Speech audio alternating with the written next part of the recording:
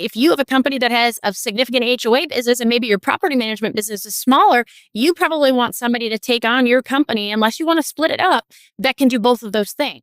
So I think it's important to think about what your company looks like and what does that company look like? What are their goals? What's the end game for them? How are you and or your team going to be treated?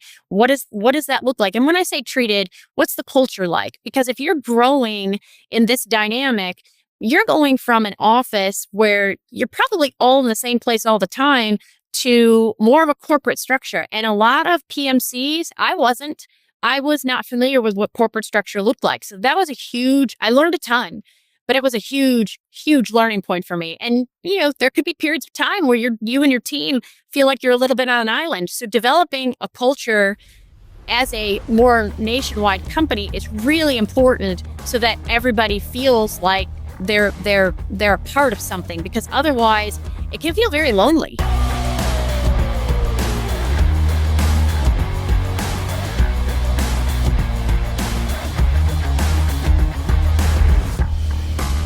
Welcome back to Peter Lohmann's podcast. Today I am here with Jennifer Stoops, SVP of Industry Relations at PetScreening. Jennifer, welcome to the show. Thank you so much. I really appreciate the invite. I'm excited to be here today. Yeah, I'm really thrilled to have you and excited to get into conversation. You've got a storied history in our industry, and you have a lot of wisdom and experience to share. So let me just start, though, for anyone who isn't familiar, just take 1 to 2 minutes, share your background and story of how you got to your current role at PetScreening. Sure. I don't know about the wisdom part, but I definitely have the experience part. So I've been in the industry now for almost 2 decades. I met John Bradford back in early 2007. And at that time, people were still running little newspaper ads. So there was a local publication that we had that, had a classified section. I had just moved to North Carolina. I was finishing real estate school, and he was looking for real estate agents. He was just getting ready to open Park Avenue properties.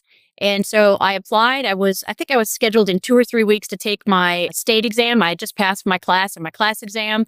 And so I remember he said, okay, great, I'll happy to hire you. So when you pass, call and let me know. And so I did. I called him, walked out of class that day, or, state test that day, passed, gave him a call. And we still chuckle about it because he says, no one ever called me back. He's like, I had no choice but to hire you. One person that actually did what you said you were going to do. Yep. And so I started at Park Avenue as, at ground level as basically the first property manager there, worked my way up to ultimately running and operating the business, as John left to both pursue a career in politics, as well as started PetScreening, which I think his political career started in 2015. So I was already being groomed to take over the business a few years earlier than that. I worked my way up to different managerial positions and things like that, to ultimately running it until we ended up, selling to Pure. And then I worked at Pure Property Management for just about 4 years, and did mergers and acquisitions there, which I really enjoyed. And then decided, I felt like I had worked my way out of a job.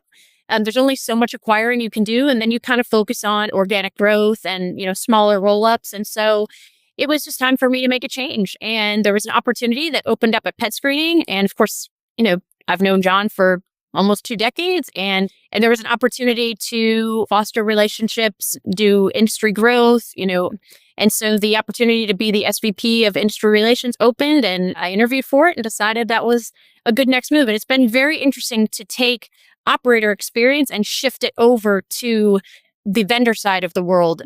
We don't often get to do something like that. And it's people here have really enjoyed that of me, because a lot of folks have always been on the vendor side. And so they've really picked my brain a lot as an operator of nearly 2 decades in understanding. Huge advantage. Yeah, it's a big deal. It's been amazing. I've been really enjoying. I've been here for a little over a year, and I've been really enjoying taking that experience and being able to utilize it in a way I never expected to have happen.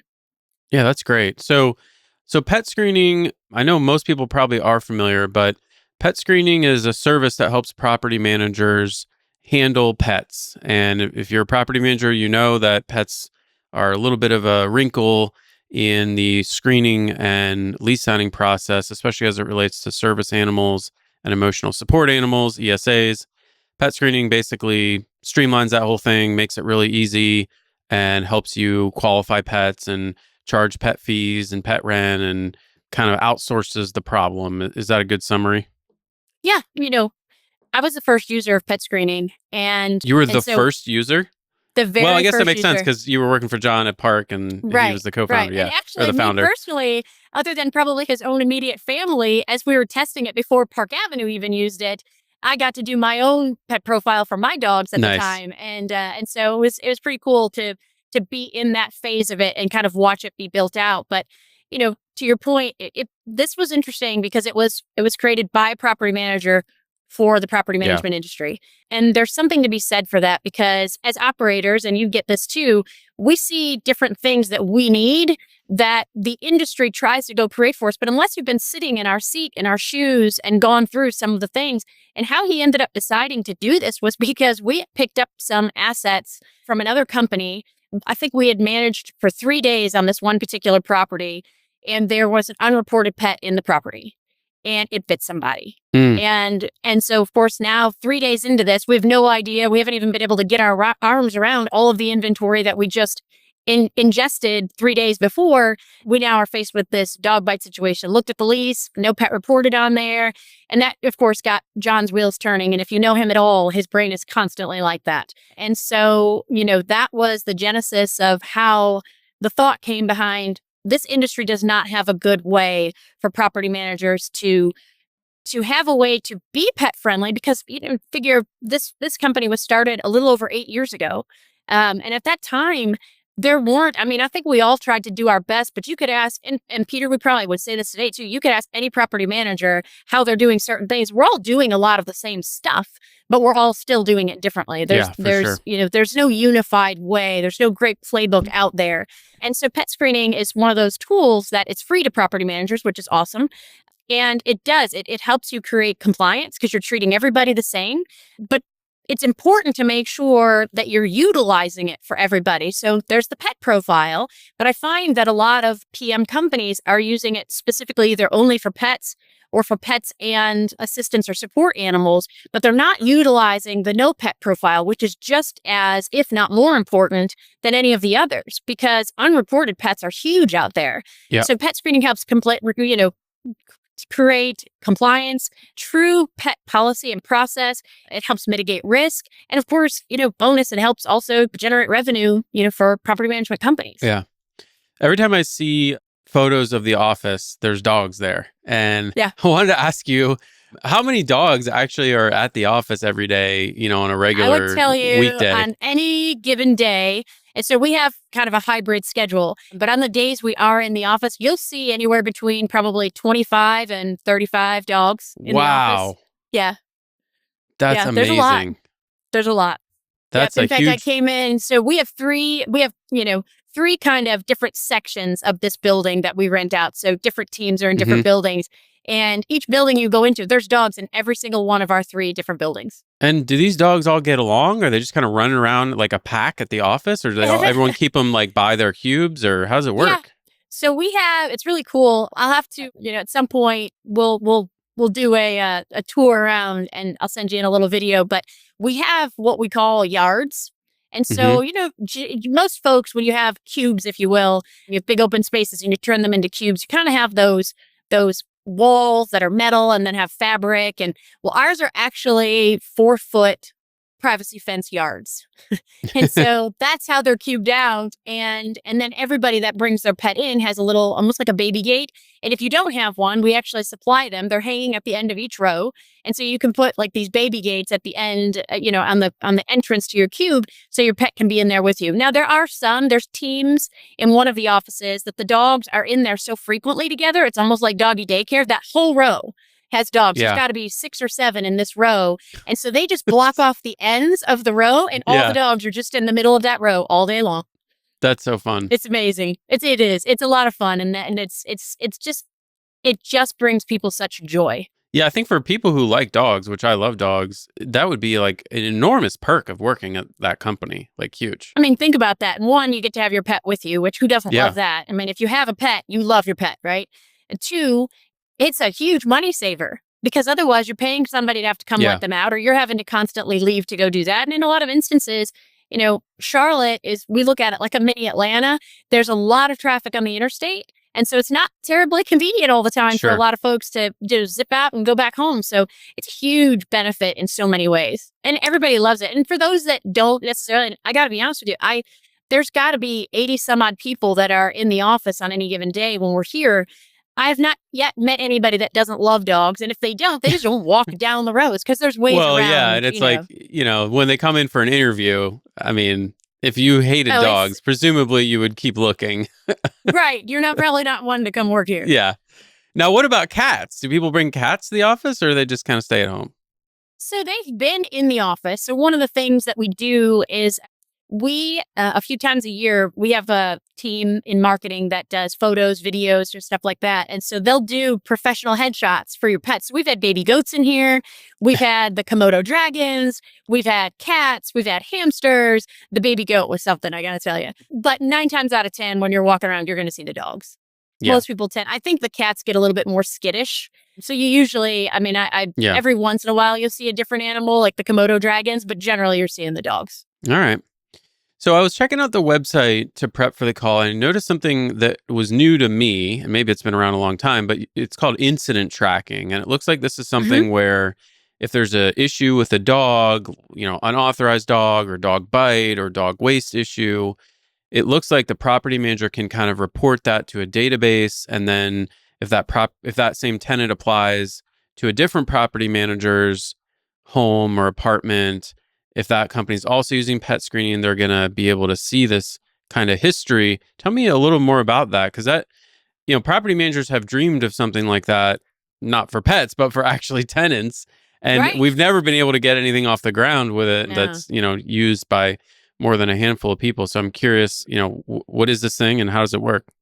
Yeah, so it's actually been around since the inception of PetScreening, but I think that we have not done a great job of discussing it. I think there were so many other advantages to PetScreening that as it was first coming out, those types of things, helping people get pet policies in place, compliance, things like that, took precedence over incident reporting. But we've been around for a while now, and we're realizing we've got tools that people aren't even aware of that we have, incident reporting being one of them. We've been collecting this data since the beginning of PetScreening. And remember, this was created by a property manager for a property manager. And one of the big triggers was this dog bite incident, right? So, John, we are the only tool like this of its kind, to your point, and pets are not a protected class. And so it is important for a property manager to be able to go in, and you simply go in the profile and click report an incident. It is a one-way, so it's only seen on the operator end, the property managers, it is not seen on the end of the pet owner, but it is attached to the profile on our view, on our side. And it follows in perpetuity. And so, even if somebody had a dog bite today and 5 years from now, they have a different dog, it's still important because behaviors of an animal are not just because of a breed, or it's pet parent ownership too, right? So, and most dog bite incidents happen from either a visiting pet or a pet that's off leash. Those tend to be the most common ways. And so, pet damage, and those are typically, most pet damage is from an unreported pet. And so you have two things that you want to report, though. You want to report that somebody didn't report their pet to you. So it's important to know if somebody's being honest or not.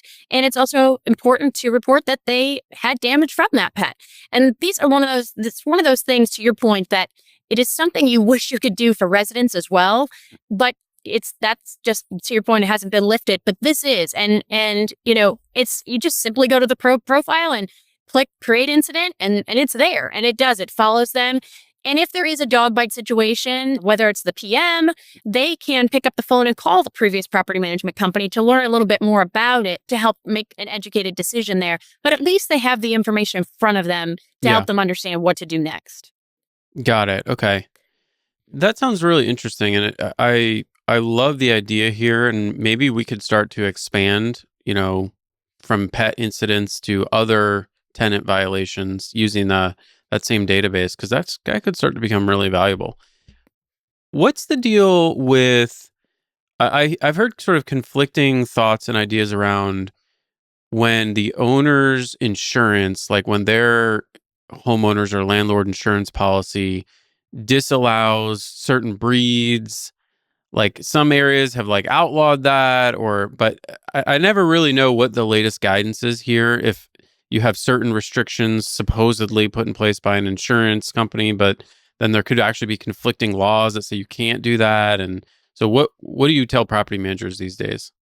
So, and even I used to do this because I can remember when we even first started using pet screening, one of the things that we did right away, we thought that our E&O insurance for our company did not allow particular breeds because everybody's known for years and years and years. It's been talked about this restricted breed list, right? Yeah. And when we called our E&O insurance, it turns out that we didn't have restrictions. But it's one of those things, it's almost like the telephone game. It was talked about.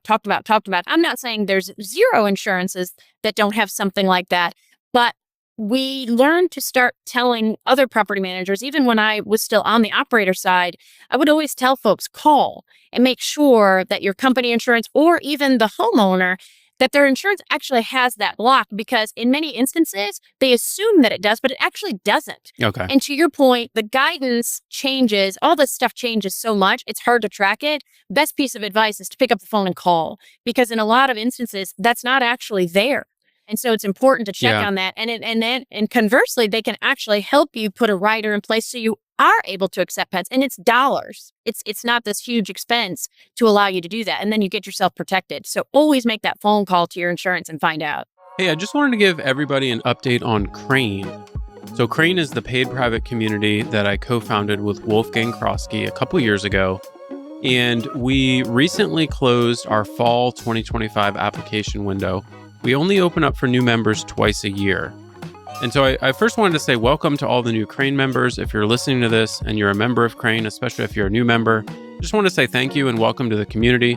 Wolf and I are thrilled to have all of you wonderful folks joining us inside the community and participating in our masterminds and showing up for our Crane dinners and Crane events that we host all around the country. If you're curious to learn more about Crane, or if you missed the application window, I wanted to start providing some information about kind of what you can do in the meantime while you wait for the new application window to open.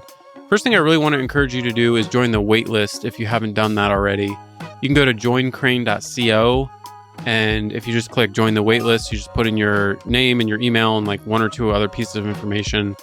And that way you're going to be notified as soon as we open up for new members. And something we're going to do differently in the spring is we're actually going to give the waitlist members early access to jump the line and apply first.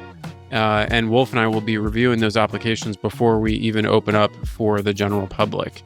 We did recently finalize the application dates, just if you wanted to mark your calendar. We're going to be opening up the application window officially on April 3rd, and it will run for about 10 to 12 days there before we close up for another 6 months. And so if you join the waitlist, you can expect to get an email from us probably that last week of March or so.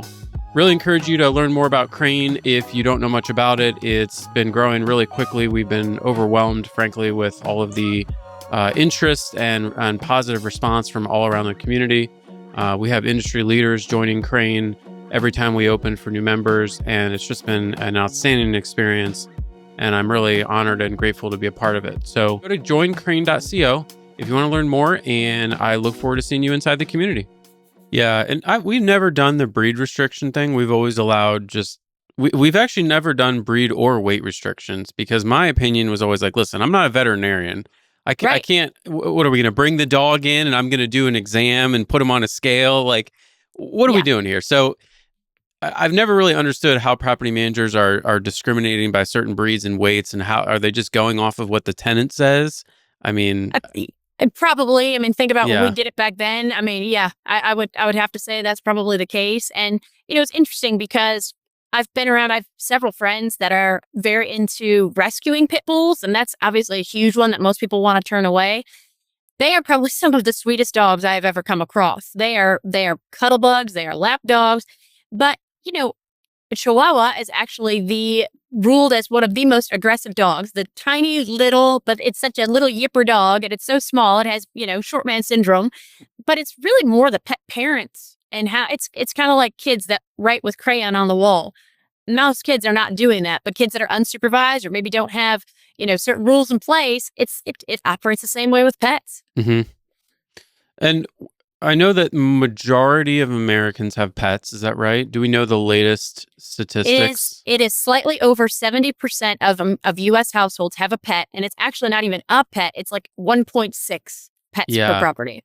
I also heard a data point that Americans spend more on their pets than kids overall.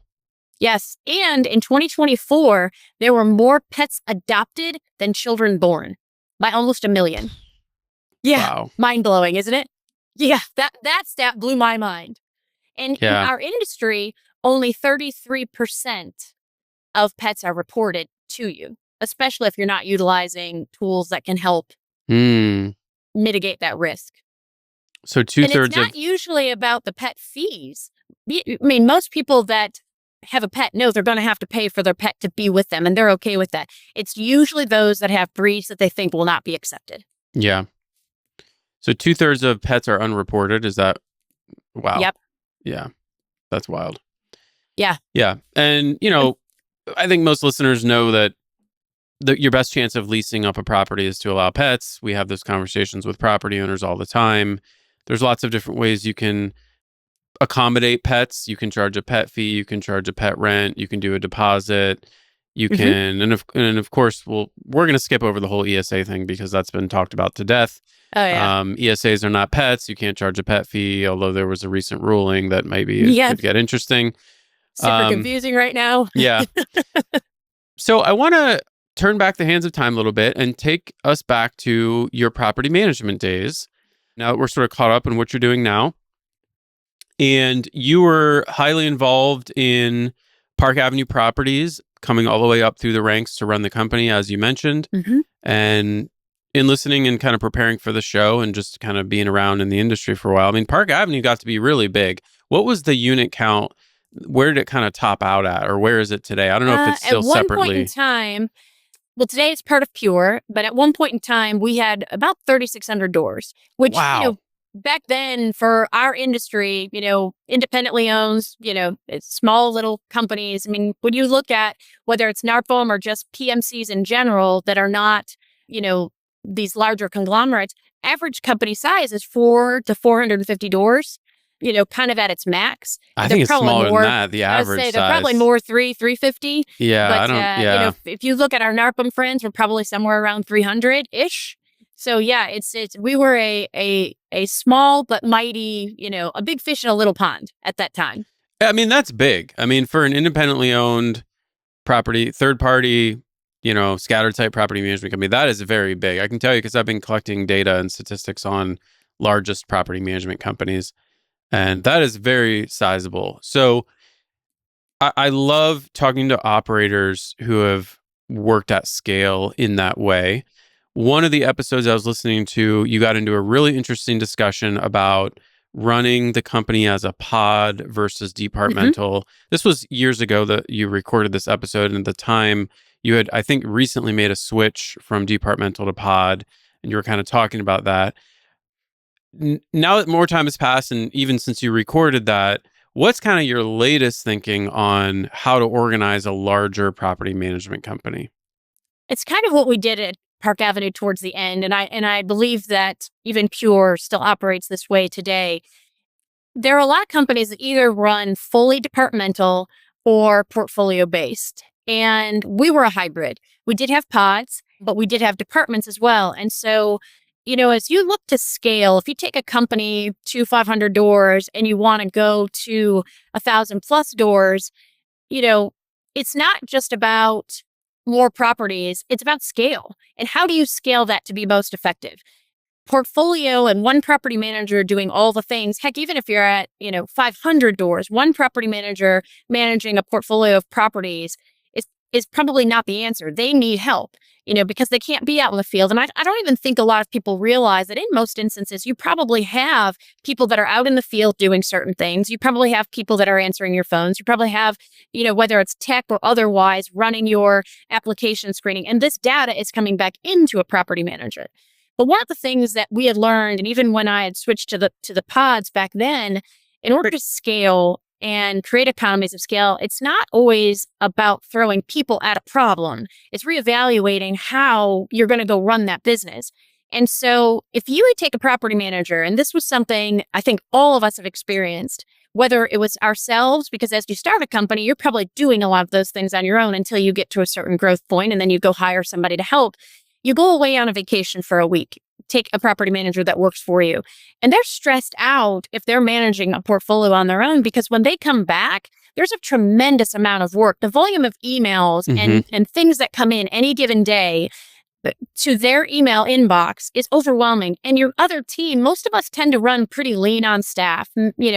Most don't have a lot of ability to say, I can take on Julie's portfolio while she's away and handle everything that's coming in. What they do is handle what Julie's emergencies are while Julie's away. And then Julie has to go take care of all the stuff that she missed while she was gone, and all the stuff still coming in on any given day. And that's just not feasible. That doesn't create a positive experience for the people that work for you. And that creates tremendous burnout, and that creates tremendous turnover over time. And so we wanted to help eliminate that. And it also creates friction if that person leaves or takes a different role in your company, because then the owners are stressed out because they now have somebody new that they have to speak to. And that takes a minute to get that up and going again. And so the pods for us was really a game changer and created kind of where we went next, because it allowed us to have two people. They had their own personal inboxes, but they shared an inbox that was a team inbox where residents and our homeowners were all sending everything into the same inbox. And so you had a property manager and a property manager assistant. That was what we called it internally. To the outside world, it was a resident relationship manager and a client relationship manager.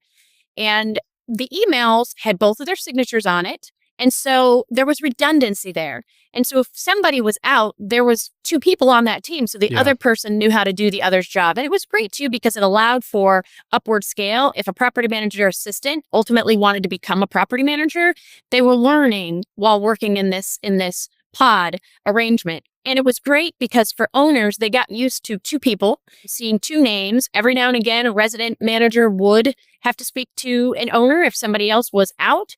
And so if somebody left or changed roles, it wasn't so dramatic and creating so much friction as it did otherwise. But then we got to a point where, and prior to Pure, we started doing this, but then Pure does it as well. There are certain aspects that are within departments that communicate back. And so you have folks that handle a lot of the maintenance requests that come in. You have folks that are doing all the phone calls and lease renewals, and you're helping with certain aspects of it, but they're going and doing a lot of the admin legwork, because what you want to do is allow your property managers to get back to good old-fashioned customer service and relationship building. And I think our industry is finally starting to get to a point, because I think you would agree with this. In some instances, they still are, but I think it's gotten so much better. They were so technology averse. Nobody wanted to embrace technology, and tech can't do what people can do when we're a service-based business at the end of the day. But take the minutia off of the teams wherever you can and get back to good old-fashioned customer service, because if you don't build that relationship, they're going to the next guy down the street. Even if he costs more than you, there's going to be something that pulls them that way if they don't have a trusted relationship with you. And we are a reactive industry. And so creating sort of these abilities and this scalability, it allows for you to get back to building relationships, because that they need that. These owners, they want to hear from you in general. We called them I think it was our friendly quarter. This was internally. We called it our friendly quarterly say hello phone call, basically. But once every quarter, each property manager was to reach out to every single homeowner in their portfolio just to check in. Yep. Because that helped build the relationship. They weren't calling with any bad news. They were just calling to check in. How are things going? What's going on? Here's what's happening in the market, giving them just kind of an update on their property. And that started to build a rapport. So then when they did have to relay, oh, by the way, your tenant just reached out to us and there's, this maintenance issue going on.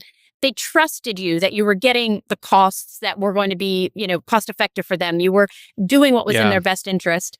And that's really important. I've really become clear that property owners don't want to call their property management company. They want to call their property manager. Yes. And it's a subtle distinction, but it's worlds apart in terms of how the owner relates to the business relationship and the willingness they are to extend some grace when a mistake is made, or the willingness that they have to make a recommendation. If you think back to the various companies and services that you interact with, when you have a great experience with a specific person and if someone asks for a recommendation, you're like, oh, you got to talk to my guy, Johnny. Like, he's so good. He'll Yes. take care of you. Like, no problem. Like, let me give you a cell phone number. Whereas, like, you may have had a great experience with XYZ company, but if you don't have a personal relationship with someone there, you're much less likely to because this human nature is like, you want to help your guy who's great to you Yeah, at that, you want to get him more or her more business. So there's that's something right. really interesting about this idea of having a personal relationship at a business versus just like, oh yeah, send an email to info@rlpmg.com and somebody will Right. take care of you. Yeah. So we're right on the cusp of making some changes along these lines at my company, which is why I'm kind of selfishly prosecuting this line of inquiry. How many units would that 2-person pod be able to handle, or how many owners? It depends on what else you've taken off their plate, and it can kind of a hybrid situation. I mean, I think we were to a point at Pure, the target was to get up to about 500 per pod, but that's Wow. because there were a bunch of other, lease renewals for the most part. The PM would pull the comms, but then a lot of the back and forth and a lot of that other Hmm. interaction and the actual admin type, sort of the paperwork, if you will, that was done, on the back end from Yeah. somebody else. And so it is, if you set it up right, it is truly scalable. It can be whatever you want it to be. I think once you get beyond 5, that can get a little tricky. I think 500, is probably a good number when you have very particular things that they are not doing. They're not handling every single maintenance request that comes in, the everyday work order type stuff, but they do have their fingerprint on terms to an extent, right? That's the communication where they're going back and forth with the owner, but they may have folks in the background that are helping get all of the bids for the turn work to be done. And so that data is coming into them, which saves them so much time, which allows them the ability Yeah. to be communicating effectively with the client, which is ultimately what you want, because maintenance, turn, vacancy, those are our 3 areas where we know if someone's going to leave you and get frustrated with you and it's cause for them to want to leave you, those are the reasons, because that costs them a fortune. And, for us, one of the things that kind of sticks in my head, when you're growing and you're kind of getting to that next step to create scalability, it's about maturing and scaling from being a great operator to being a great leader in your business, because that's really important. And you stop chasing growth and you start managing it. Hmm. And that's a really important thing. We've seen it where a lot of companies, they're still working in the business instead of on it. And you've got to trust the people that you have to go and do those things. So you could be seeing, what do I have to go do next? Poke holes in it. If you think you have it right, keep poking holes, because this industry is changing all the time. And so you constantly have to be looking for the next way to do the next thing, or what else could I add, or how else could we be better? Because I do think we are in, even for a tech company, sitting here as an operator now in a tech company, even tech companies tend to be more hands off. And even we've realized we have to be more hands on and be in front of our clients more, because competition is real out there, even for us as property managers. It's always there. And so how do you make yourself better where there's a relationship built there? Yeah. Were you at Park Avenue? Were you guys across multiple markets? We were. Okay. We operated in North Carolina. At one point, we were in North Carolina, South Carolina, Georgia, Tennessee, Florida, and Indiana. Okay. Wow. Yeah. And then in the end, we had sold off portfolios in some of those other markets. And we were in Tennessee also. In our stage going into Pure, we were in North Carolina, South Carolina, and Georgia. Hey, Peter here. I want to share with you guys a new tool that we're using at my management company for leasing. It's called RentEngine. You may have heard of them. They're a newer product in the marketplace, and they facilitate self-showings and agent showings at all the properties that we manage. We typically have anywhere from 25 to 40 rental listings live at any given time. And since making the switch to RentEngine I think it was springtime of this year, our leasing timelines have dropped significantly. Not only that, but we're actually saving a bunch of money compared to the solution we were using beforehand. My team absolutely raves about RentEngine. We've used a couple other solutions, but ever since we made the switch, my team just can't shut up about how much they love using RentEngine. I've been recommending them a lot recently to other property managers. Heard nothing but good things. Basically, this is a sort of AI-first leasing platform. It's kind of the first of a new generation of software that's just coming available for property managers. You can actually go into the software and see the AI responding to all the tenant inquiries, both over text message and email, as well as voice calls. So I've been really impressed with what they're doing, and the proof is in the numbers. Our leasing timelines are better than ever. Our days on market is lower, and our owners are really happy because, frankly, we're just getting their properties leased out really fast. The team also has talked about how much they really like their lock boxes. They're incredibly tough. They're basically unbreakable. And with the company we were using before, we were having a lot of problems with battery life and people breaking them open or having trouble getting them open even when they were trying to legitimately use them. So I encourage you to check them out. I'll drop a link in the description where you can book a demo with their team. Now, that's something I have no experience with, is kind of multi-market operations. So what's your guidance for a property manager who might be thinking about opening up their second location or going multi-market? Because I can think of a lot of advantages. I can think of a lot of risks. I've heard horror stories. We've got companies now operating in 50 plus markets across the US. So really curious to hear your take on this. When we first did it, and I will say one thing with Park Avenue, and a lot of this attributes to John and how his mind works. We were very good about being leading edge on a lot of things. We embraced technology very early on. I remember when we had leasing agents out in the field, iPads had just come out, and we equipped everybody in the field with an iPad. So when they were showing a property, they could have someone do a rental application right there on the spot, and just get it done. We did lease signings the same way, and this was, of course, before things advanced to the lockbox systems that we have now, where you can do self showings. Those weren't a thing at that point in time, and Yep. so we always tried to be on the very cutting edge. And John did have a vision with our company being more of a regional player and figuring out how do you go and scale and do it right by going into other markets. So the first thing that we did was we had an operator that we knew was going to be moving to South Carolina, to Myrtle Beach, in fact. And while he was still with us in Charlotte, we treated him as though he had already moved. And didn't, he came into the office maybe once a month, but we didn't want him coming in anymore. We were trying to organize this in a way to understand what this model could look like. So we kind of created a hub and spoke model. And so we didn't want to have brick and mortar at every location. And most people don't want to do that. And of course, now that's advanced even more. You're talking, this was, probably 15 years ago that we attempted to do this. And there were some hurdles that we had to try to overcome. And of course, big things that are very important is understanding licensing. Because in some states, licensing is, and that was probably truthfully the biggest hurdle. The way that we structured it got easier because if it didn't work this way, you pivoted and did it that way. But it was the licensing, because some have county licensing, municipality licensing. Of course, they all pretty much have state licensing. So it was just this combination of trying to figure out what was needed from that perspective. But we had hub, sort of, because we were located in Charlotte, it was at the back end was in Charlotte. So all calls, all those things, they all came into Charlotte.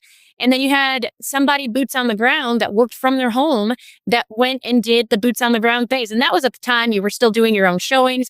It's become a lot easier now with technology as it is. I feel like you do still want boots on the ground, at least a person that's a true employee of the company. In each market that you work at, you have to. I can't imagine you could be successful in the long run without No, that. I've seen companies try to do it that way because, yes, you can make relationships with third-party vendors. And a lot of us, most of our maintenance business is run that way. But I do believe very strongly that you have to have one W-2 focused employee that works for the company directly, 100%. that helps roll all of those things together. And they have this whole back end team. It doesn't really matter if you're sitting at your house at 123 Jones Street and not reporting to an office, or if you're in, Myrtle Beach or Raleigh or, Memphis, Tennessee, several hours away from us. And it's gotten a lot easier today with virtual meetings and, all of that. But it's licensing was probably the biggest hurdle, and I believe would still be the biggest hurdle today. Yeah, that part hasn't gotten easier. And like in Ohio, for example, you can only be the broker for one company. So I get people all the time who are thinking about expanding into Ohio, and they're like, "Oh, would you be the broker for me?" I'm like, "No, I can't. I'm not allowed." I can't. Yeah. So you got to go find some retired realtor broker who doesn't mind, letting you hang your business under their license. I But think there's most states actually operate that way because even in North Carolina, you can only be a broker of one, but you can be dual affiliated. So you can hang your license as an agent with another firm under another, broker in charge, but you can only be a broker in charge of one. okay. Yep. Interesting. Yeah, the multi-market thing, I mean, there's a lot of different ways you can do this, and the amount of centralization is really the thing that's in tension here. How much do you let Yes. happen at the corporate office, which supposedly is going to be more efficient and more standardized? There's opportunities for cost savings, and how much do you let happen at the local office where now you're running into potentially people doing different things different ways. It's going to be more expensive, but the advantage is for the tenants and the owners in that market, they like knowing that things are happening here, my people are here, I can come to the office. And that I don't feel like we've really solved sort of the best or the right model when it relates to what do you centralize and what do you leave at the local office. Yeah. I think, what I had learned worked well for us was there were a couple things. In some instances, if you could find a relatively cost-effective small office, we did go and get that. But in a lot of cases, we did sort of the Regis office where you had space there, you had a little pod there. And so if you had clients coming into town, they had a place to come and meet you and things like that. So that also worked well. But the experience of knowing the local market, that was key. Yeah. Knowing where the advertising made the most sense because market to market, the marketing is different. In Charlotte, for example, rental properties are very heavy in the MLS in Charlotte. But in many other areas, advertising, marketing in the MLS is not a huge factor when it comes to rental properties. In some markets, Zillow is stronger than others. And so you need that person to understand the market. And that is where a lot of people have not yet realized, well, you don't necessarily need BD in every single market. I feel like you do because they know that market better than anybody else does. And that brings a trust factor to the clients you're trying to onboard. And so I think those are the parts you can't have somebody in another market pulling your comps for you in this market because there's factors you don't know.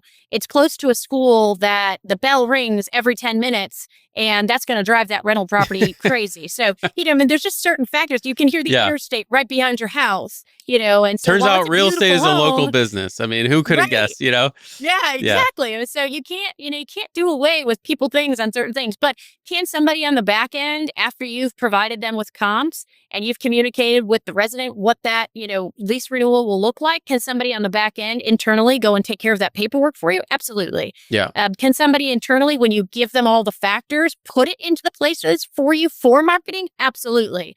Can they help you with the rental application and the screening process and making sure pet screening is done and all those things? Absolutely.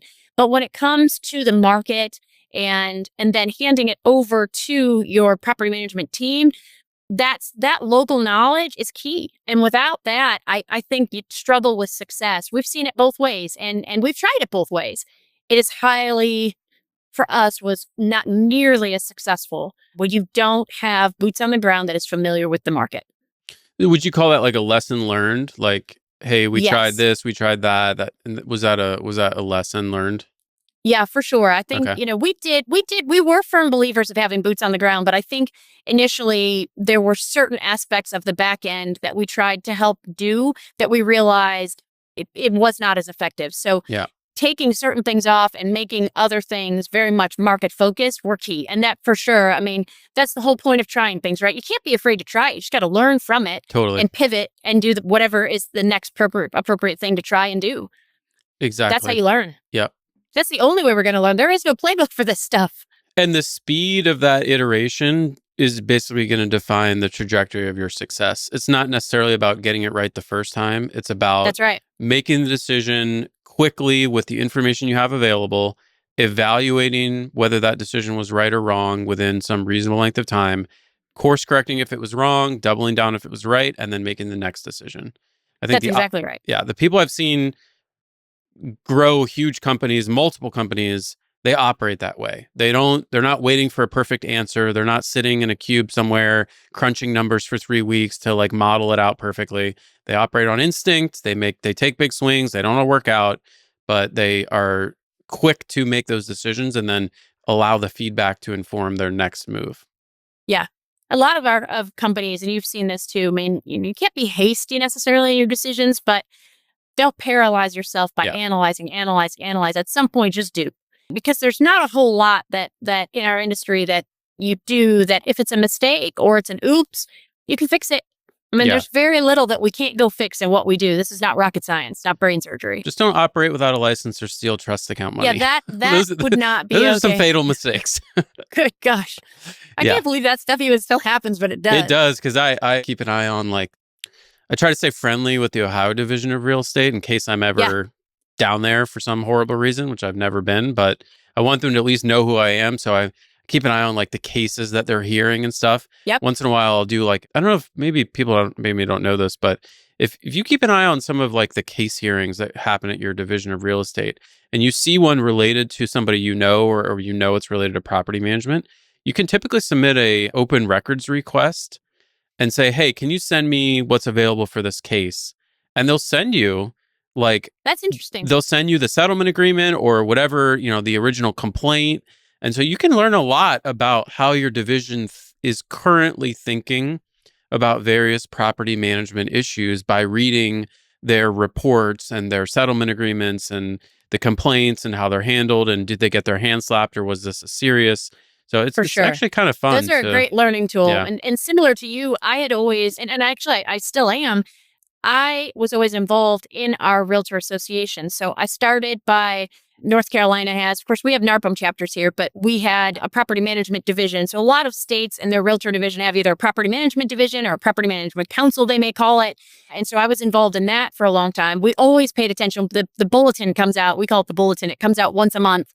And we would always look at the cases that were going on, or, and then to your point, sort of what the punishment or the resolution was to those. That was always very helpful to kind of understand what they're watching. And it ebbs and flows on when property management companies are targeted. You can tell when that happens because you'll see most of the cases are property management related and not necessarily realtor related anymore. And it ebbs and flows based on, I think, at least what I've seen in my experience, is where the market is. If the rental market is strong and the real estate market is slower, you tend to see more coming at the property managers. And of course, during COVID, we got targeted a lot in our industry. We were the bad guys, and it was a very interesting to watch. And I served actually in North Carolina as the state chair for the Realtor Association for the legislative affairs. So, like you, I've tried to keep my pulse on that, and I'm still involved with the state association today, because it's important for the laws to always understand, what's going on there. I still carry my license despite being, a vendor now in the industry. You don't want to lose all of that experience and all that you've worked towards. And interestingly enough, we actually used to, years ago, there were a lot of companies that they would end up with their license revoked. And so these are now going to be clients that have nowhere to go. Yep. And so we would reach out to those property management companies and say, look, we can help you. You've got a lot of glass on the floor here. We'll help go sweep it up. Let us come and help you. And so that was a way that we could go, and we became good friends with some of these folks where they understood they got themselves into trouble. We don't judge you for that, but you now have a company and a bunch of clients that don't have anywhere to go. And they have 30 days or less to go find someone to manage their asset. And these people are in panic mode. And so we would reach out and work together with them. And the Real Estate Commission loved that we did that because they didn't have an answer for that side of it. They just knew they had to, have a resolution to the problem at hand. And here's what the law says, and here's what the real estate rules are. And so now what happens next? There's really no answer for that. These owners have to go find somewhere else to go. So we actually started doing that. And the commission actually, really appreciated that our firm was one that was out there trying to, selfishly, it was also a way for us to grow. Yeah, definitely. But it did help solve a problem too. Totally. That's great. So Park Avenue Properties sold to Pure, and you stayed along and actually continued working at Pure for years. Having gone through that transition full cycle, a lot of the folks I speak to on a regular basis are being approached by acquirers. There's many, many, many companies, some that are familiar names, some that aren't, who are looking to buy up operators and management companies. What would be your advice to somebody like that who was considering a sale to either a larger roll-up group or a local group? What are the considerations and what would be your guidance now having kind of seen this full cycle? Yeah. And interestingly enough, we had been approached multiple times from different companies prior to Pure.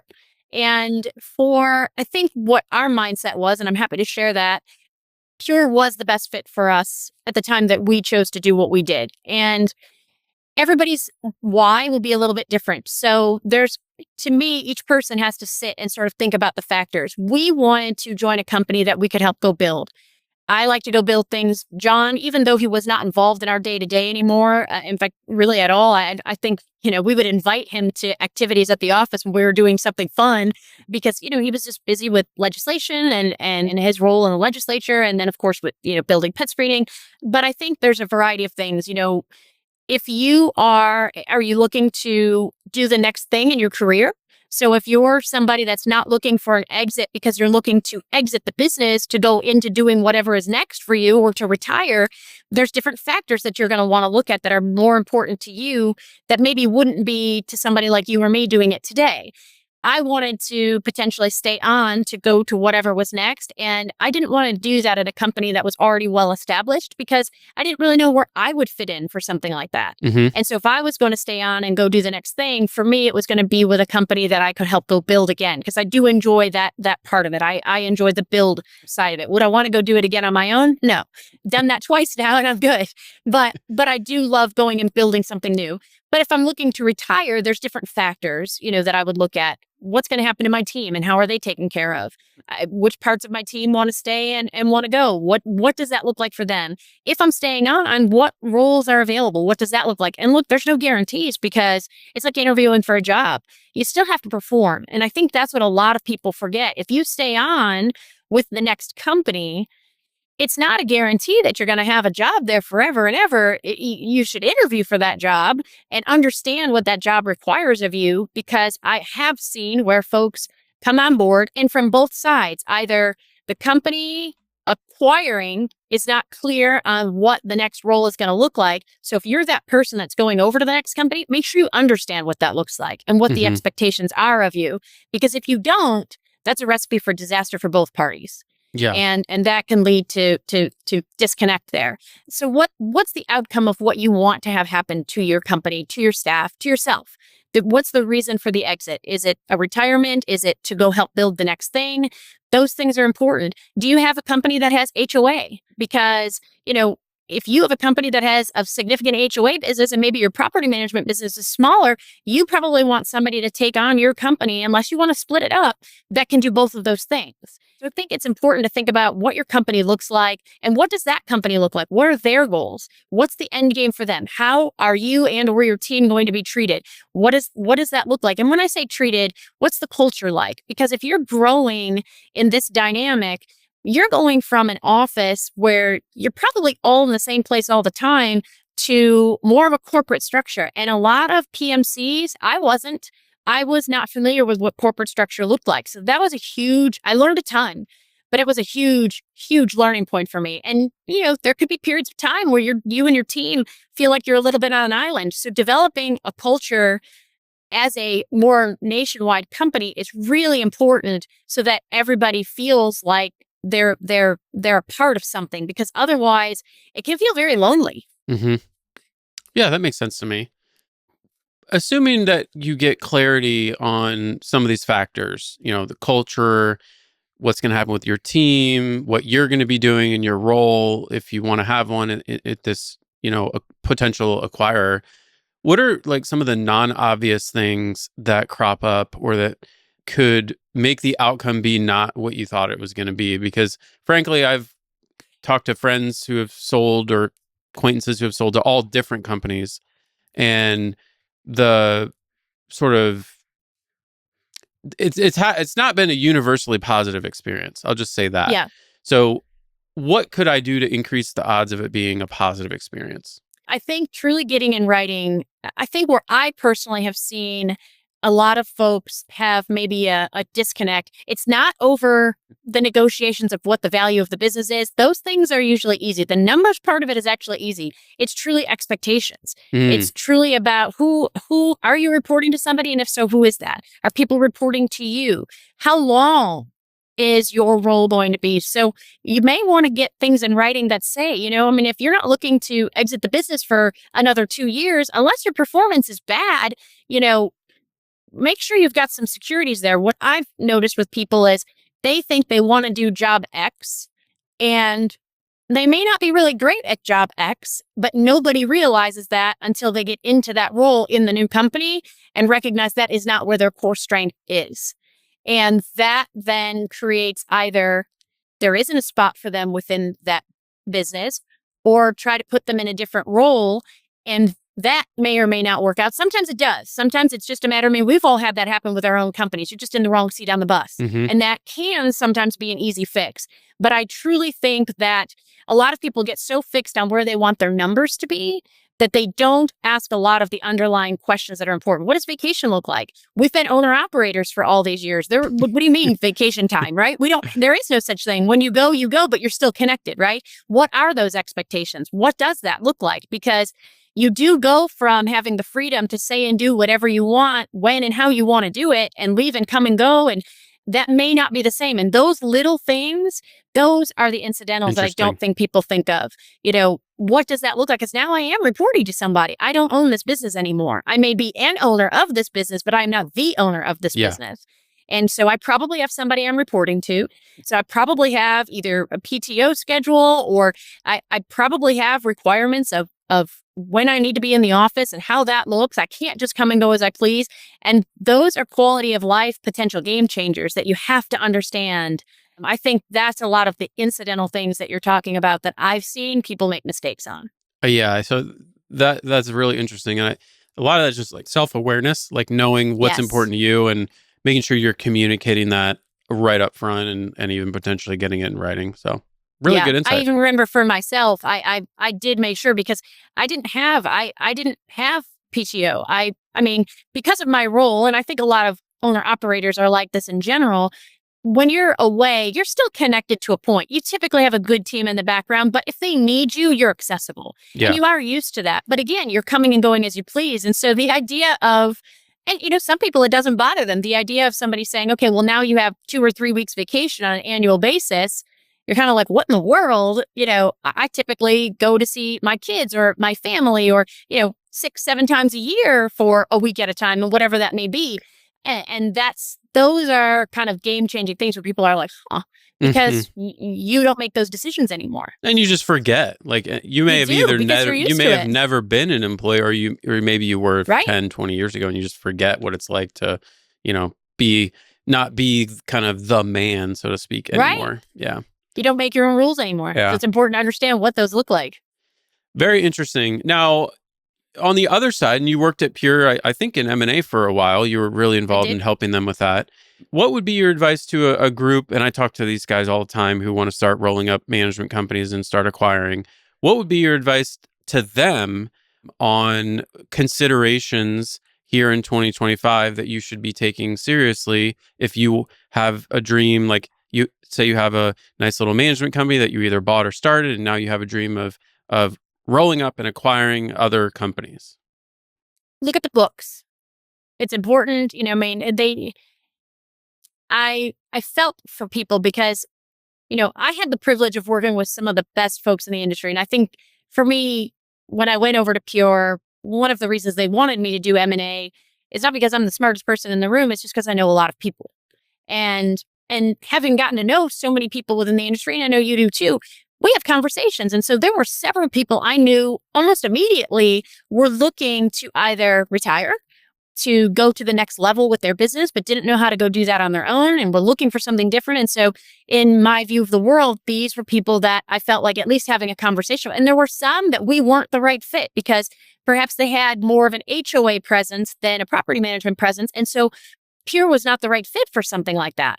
But so on our end, and even Park Avenue, we did some small local acquisitions over our time.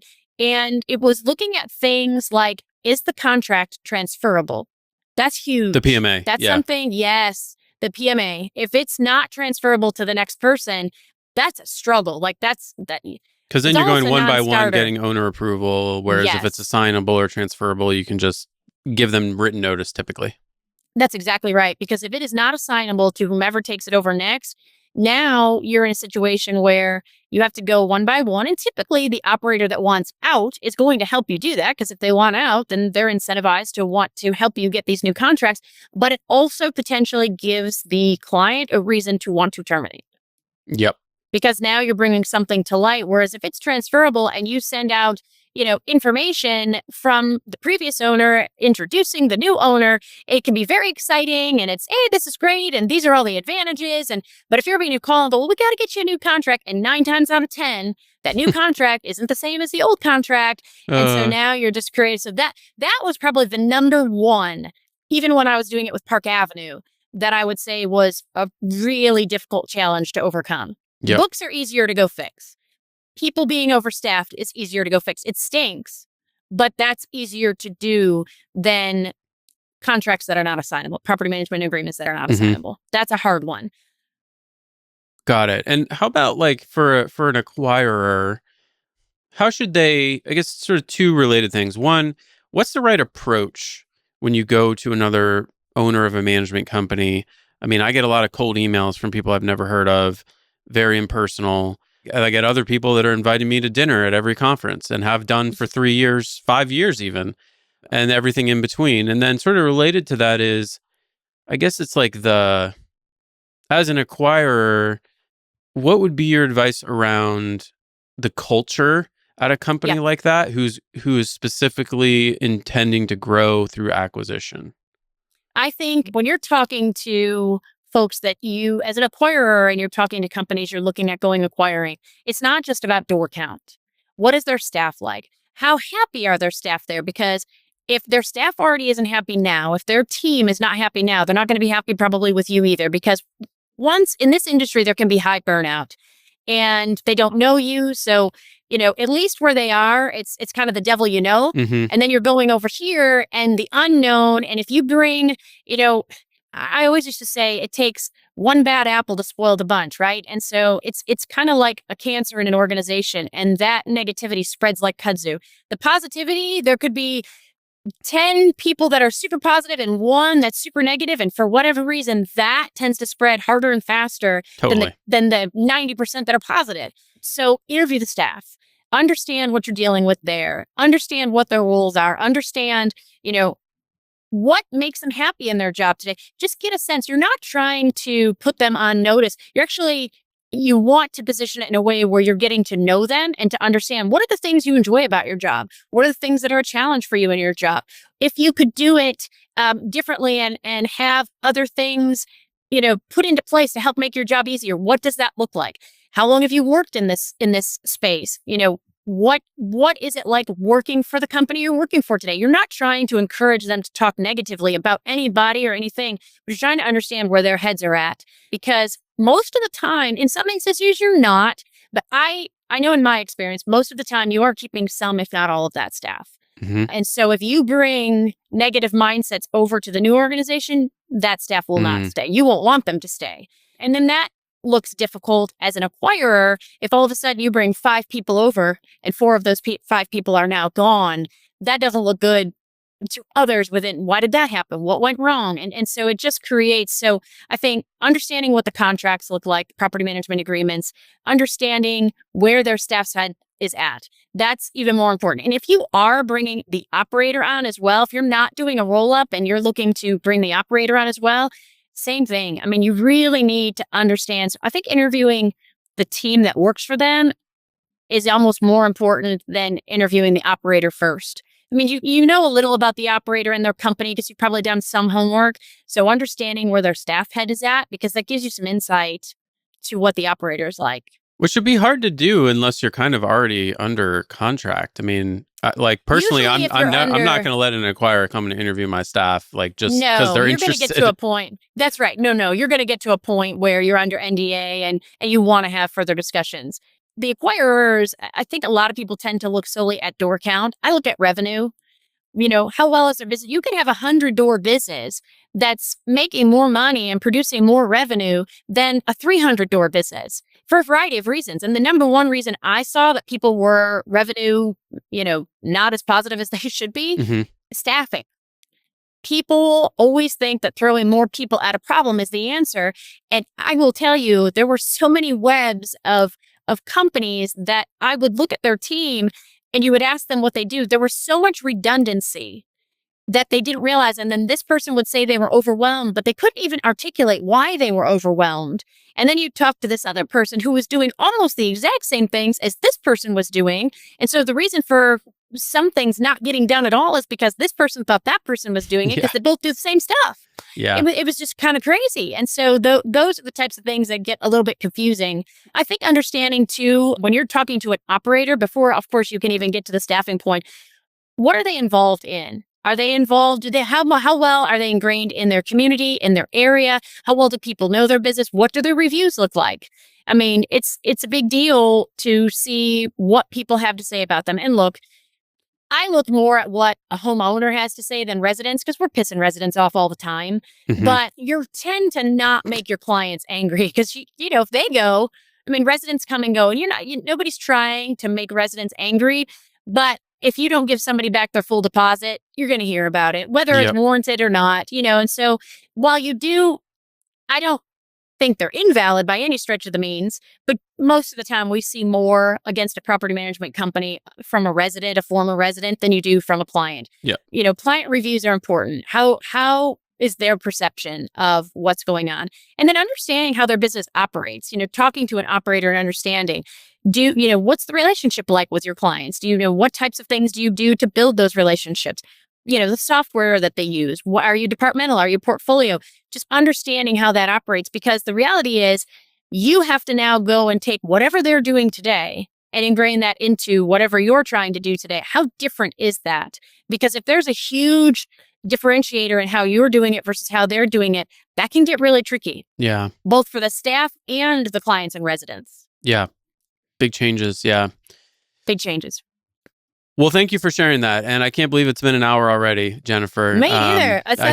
This has been really fun. I've enjoyed the conversation. We'll have to do this again, even offline. Yeah, I really enjoyed hearing some of your stories and learning from you, having run a much bigger operation than my own.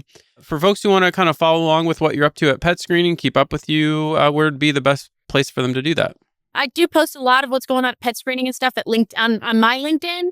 And then also PetScreening has their own LinkedIn, everything. Like we just had, you would have loved this. We just had people that brought their pets in for Halloween. They had costume contests. My dog was here. He had a little, cowboy saddle on with a rodeo rider on it. Every time he walked, the little hat would shake back and forth. So I definitely need more of that in my LinkedIn feed for sure. Oh my gosh. It's amazing. It's amazing. And two last things I wanted to share with you, so one thing that I've really enjoyed coming over to PetScreening as an operator, coming over to PetScreening and utilizing that, I think a lot of people, myself included, prior to coming here and recognizing where PetScreening is wanting to grow, they utilize PetScreening at the beginning of the lease, and they don't think to do it at renewal.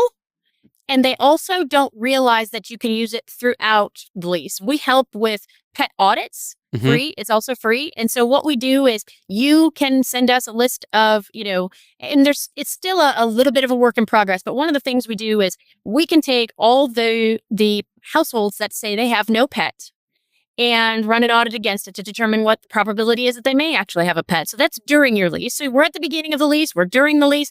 You can take the pet profiles and put them in your work orders so that, because look, in our industry, we send vendors out to properties all the time. They're not necessarily equipped unless we're telling them with what they're looking at on the other side. Sure. And, you may have someone that has a fear of dogs. You may have someone that has a terrible allergy to, dogs or dander or cats or whatever that may be. And so helping them understand, and also, so it's for their safety, but conversely, it's also a way to report back to you during the tenancy, whether or not there's pets there or not there. So that's, a way to utilize, pet compliance and PetScreening within, adding these profiles to your work orders. And then of course, at the move out, the incident reporting, if at renewal, you can renew again. But PetScreening also has two fundamental things that I think are so different. We have what's called Fido Tab Alert. Have you heard about this yet? Mm-mm. So FidoAlert.com is for dogs. Tabby Alert is for cats. And basically, if you are a pet screening user, and you can sign up without being a pet screening user, if you're just, somebody that's out there, a homeowner, for example, and you have dogs or cats, you can certainly sign up for it for free. But it is our Amber Alert for pets. And so it is a free service. You get a pet ID tag. And unlike microchipping, which we still encourage people to do microchipping, but if you find somebody's dog and they're microchipped, you may not be inclined to put them in your car and take them to the vet and get them scanned. And what if it's a weekend that a vet isn't open? And so this is a scan on this tag with their name on it that alerts your local area. So if you're on vacation even and your pet gets out, it alerts within a 5-mile radius of where your pet was found. And it creates this pet flyer. It's an amazing tool. And we've helped over, I think it's close to 50 million pets find their way home at this point. It uses texting feature. It's amazing. So that's one thing that PetScreening has, in addition to, obviously being a tool for property management companies for compliance and revenue. And then we have a philanthropic initiative, and it's called Down for Pets. And John has always been very involved in the Down syndrome community. When he worked in the legislature, his interns were from the Down syndrome community. And we've continued that initiative here. And we offer grant programs where we pay for all the pet adoption fees for families. They just have to apply. So if you or anybody that you know, any of your residents, this is something you can share out with the universe, that if they have an individual within their family that is affected with Down syndrome, they can apply for the grant, and we help them get a support animal for their household. That's awesome. I love that. Yeah. Yeah. So that's what I loved about coming here. And yes, we are a tech company, but we are pet lovers. We love our community. We love the property management industry. And, we wanted to have ways to give back too. And I couldn't imagine, if my dog got out, and you had mentioned too, you're a dog lover. It's like, it's losing a member of your family. Yeah, absolutely. So knowing that there's an Amber Alert out there for my dog, that brings me a sense of comfort in knowing I'm doing one more thing that helps me get him back home if he gets out. That's awesome. Well, thanks for sharing that. I love what My you've pleasure. been up to and what PetScreening has been up to in the industry as well. So thank you again for coming on today, Jennifer. And I hope to see you at an industry conference. I know we haven't crossed paths in the real world much, but we'll change that next year. We sure will. Good to talk to you, Peter. Have a great day. You too. If you like the show and want to get connected to the community, you can follow me on Twitter @PSLoman and subscribe to my email newsletter on my website, peterlohmann.com. I try to share as much valuable property management content as I can on a regular basis. Thanks again for listening, and have a great week.